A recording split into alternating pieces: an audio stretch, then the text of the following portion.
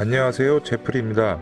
마이클 조던과 시카고 불스의 98년도 우승 시즌을 다룬 다큐멘터리 라스트 댄스가 한국 시간으로 월요일 마침내 공개가 되었습니다.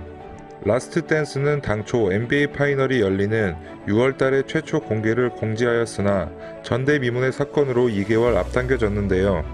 이번 컨텐츠에서는 22년 전 이야기가 왜 지금에서야 공개되었는지 기획 과정과 1, 2회차 리뷰를 간략하게 소개해드리겠습니다. 이에 앞서 지난 2019년 한 현지 매체의 모습을 드러낸 조던이 라스트 댄스 제작에 대한 의견을 피력한 적이 있었는데요. 잠시 들어보겠습니다. Opening up to us about his reluctant participation in an upcoming 10-part series about his career and the 1998 Chicago Bulls. 500 hours of never before seen footage. Why do that now? I didn't want to do it, in all honesty. I felt like it was raw enough that people would not really understand the mentality that it takes to be a winner and to be a leader. And I'm still nervous about it. It's going to be interesting to see how people interpret the whole thing. That's going to be the most intriguing aspect of it. 이번 다큐멘터리에 등장하는 영상들은 상당 부분이 그동안 공개되지 않았던 것들인데요. ESPN은 97-98 시즌이 시작되기 전에 조던의 동의하에 공개하는 것을 조건으로 이번 다큐의 토대가 된 영상들을 촬영할 수 있었다고 합니다.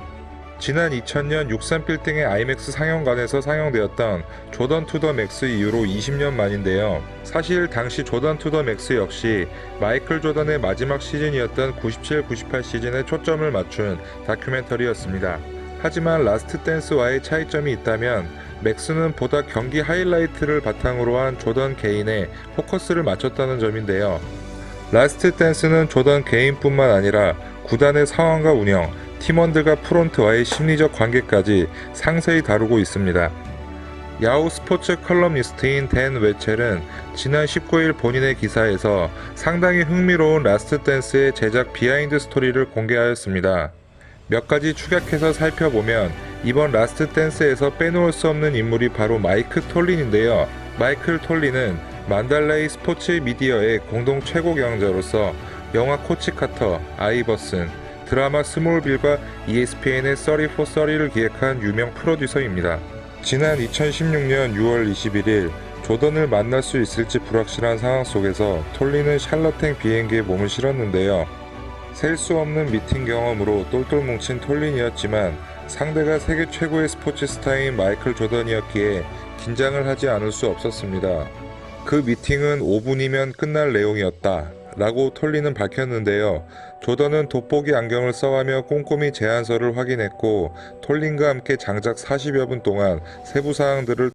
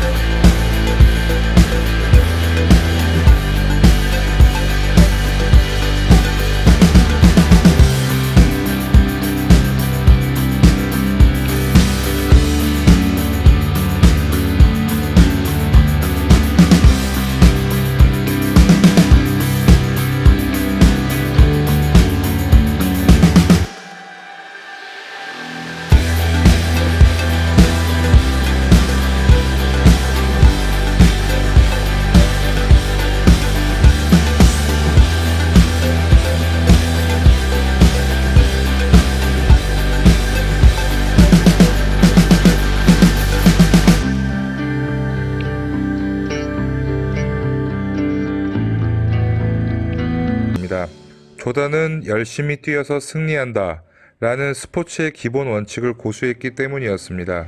하지만 크라우즈의 업적을 잊어서는 안 되는 게 그는 제야에서 떠돌던 필 잭슨 감독을 NBA판으로 끌어들였으며 스카티 피펜과 호레이스 그랜트를 발굴하면서 첫 번째 3핏의 초석을 다졌고 샌안토니오에서 버리다시피 한 로드맨을 영입하며 두 번째 3핏의 기틀을 마련했습니다. 슈퍼스타들과 제리 크라우즈의 문제는 서로 다른 이해관계의 충돌이기 때문에 좀 더 유연한 시선으로 본다면 좋지 않을까 싶습니다. 이야기는 다시 마이클 조던으로 돌아가 노스캐롤라이나 대학 시절부터 시작되는데요.